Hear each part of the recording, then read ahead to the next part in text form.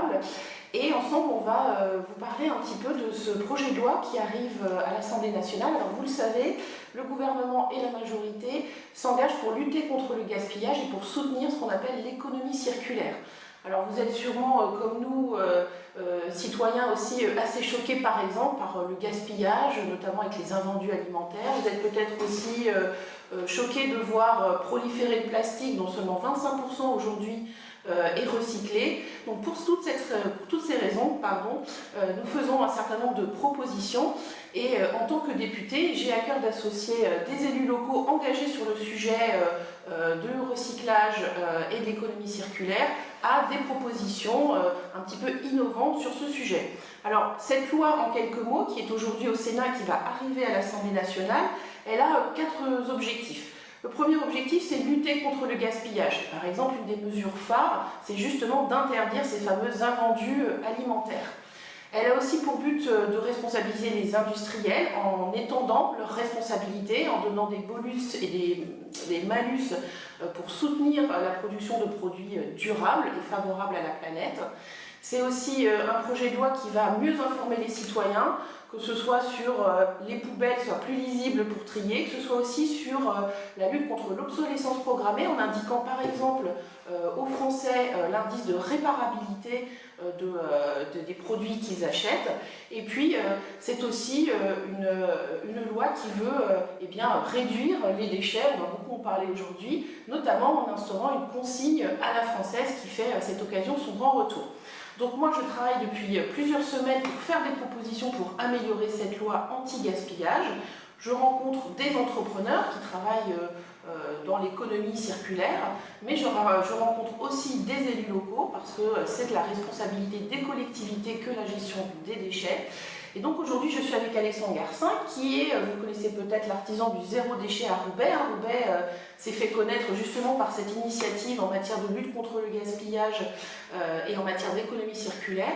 Donc avec Alexandre aujourd'hui on va regarder ensemble comment on peut nous porter des améliorations pour cette loi qui soit bien à même d'accompagner et les entreprises et les collectivités et aussi vous, les citoyens, dans la lutte contre le gaspillage.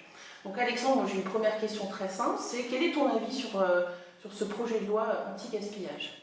Je pense qu'on a besoin effectivement de cette loi sur l'économie circulaire. Elle vient répondre à un vrai besoin, un vrai problème qui est celui de nos déchets.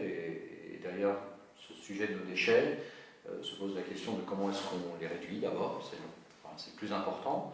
Ensuite, savoir comment est-ce qu'on favorise le réemploi, la réutilisation par la réparation par exemple.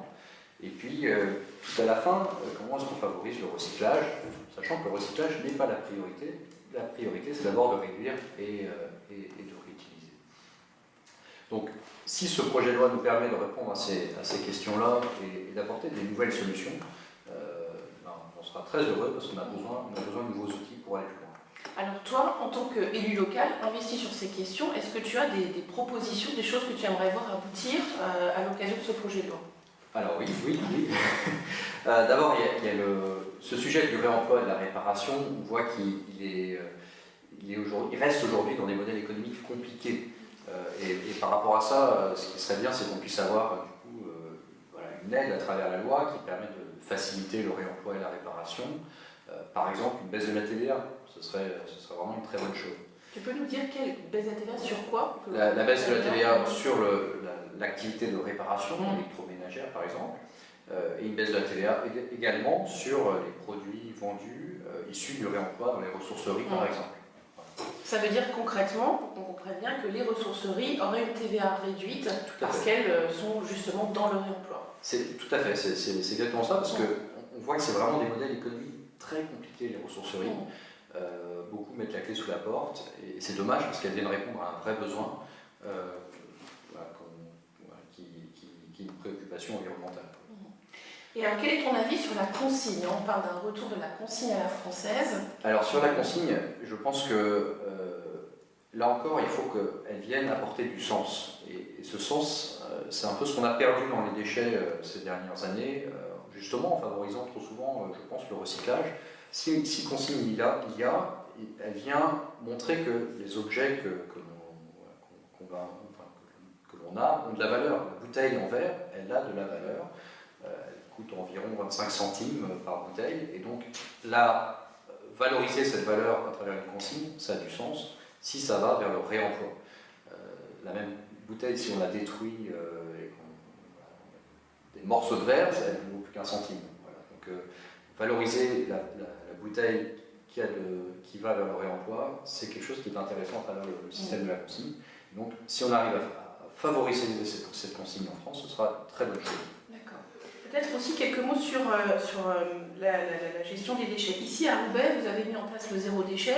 C'était une initiative qui a été menée donc, par la mairie, mais qui a largement impliqué les citoyens. Moi, j'aimerais savoir quelles leçons tu retiens des facteurs clés de succès pour mettre en place ce genre de projet sur le terrain et comment on peut saisir ce projet de loi pour étendre un petit peu cette mobilisation citoyenne sur la lutte contre le gaspillage, le zéro déchet et l'économie circulaire.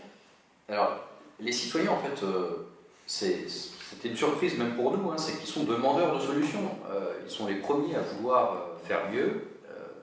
Pour autant, il faut qu'on leur en donne les outils. Et donc, à travers le zéro déchet à Roubaix, ce qu'on a fait, c'est qu'on a accompagné les habitants vers une meilleure consommation. On leur a quelque part réappris les trucs de grand-mère. On leur a aussi montré à quel point leurs déchets représentaient quelque chose d'important, en leur donnant une balance et en les invitant à peser leurs déchets. Et à travers finalement un réapprentissage de sa consommation, un changement progressif des modes de consommation, on a vu qu'ils étaient capables de réduire très fortement leur production de déchets. Néanmoins, finalement, il y a des choses qui manquent aujourd'hui dans différents dispositifs pour favoriser les bonnes actions du citoyen, et je pense que le législateur peut agir à ce niveau-là. Par exemple, aujourd'hui, on reçoit tous, si on n'a pas mis de stop pub, 20 kg de publicité par an dans nos boîtes aux lettres. Je pense que le stop pub, c'est quelque chose qui est proactif, où le citoyen vient mettre cet autocollant, mais la plupart des gens ne mettent pas l'autocollant parce qu'ils l'ont pas, parce qu'ils ne sont pas allés le chercher, mais pour autant aimeraient bien ne plus avoir ces publicités qu'ils mettent directement dans la boîte aux lettres. Moi, je propose d'inverser les choses. Je propose que, de base, la publicité soit interdite dans les boîtes aux lettres, sauf pour ceux qui en veulent, et dans ce cas-là, qu'ils mettent un oui pub sur la boîte aux lettres, et ils pourront recevoir cette publicité. Ça va simplifier beaucoup de choses, et ça va éviter que ce soit ceux qui veulent faire bien qui doivent se donner du mal, et que ce soit plutôt le contraire. Voilà. Donc ça, en fait, c'est aussi rendre acteurs, c'est rendre acteurs les citoyens, et faire que ce soit eux qui prennent la décision et qui s'engagent. Tout à fait, exactement. On inverse les choses, et c'est ceux qui... c'est plus à ceux qui veulent faire bien de se donner du mal, c'est à ceux qui veulent faire moins bien qui mettent leur oui pub. Je pense aussi qu'il y a des nouvelles filières qui sont en train de se mettre en place de façon générale sur nos territoires. Nous, à travers le zéro déchet, finalement, on est en train de donner tout un développement d'économie circulaire, de nouvelles filières de transformation des produits, de nouveaux modèles économiques aussi autour de l'économie de la fonctionnalité.